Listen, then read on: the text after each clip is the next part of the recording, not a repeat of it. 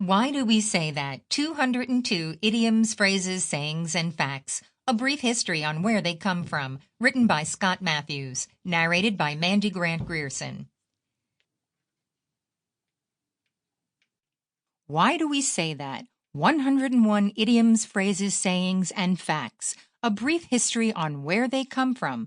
Written by Scott Matthews. Narrated by Mandy Grant-Grierson.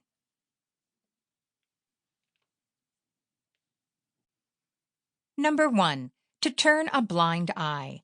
The phrase to turn a blind eye, which means to ignore something, comes from a British admiral who actually had one blind eye.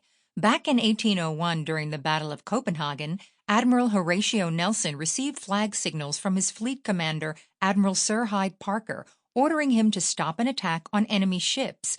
Using his one blind eye, Admiral Nelson pretended to look through his telescope and then declared to his men that he didn't see the flag signals. Nelson continued with the attack, succeeded, and was promoted to fleet commander after Parker was fired.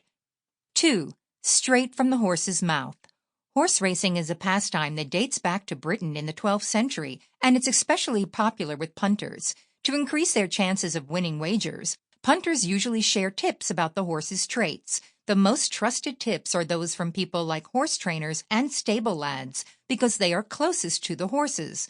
Such tips were said to be straight from the horse's mouth because the tipsters had a direct connection to the horse. Today, that expression is commonly used to indicate that certain information is to be trusted because it comes from the person or entity who's best placed to know the facts.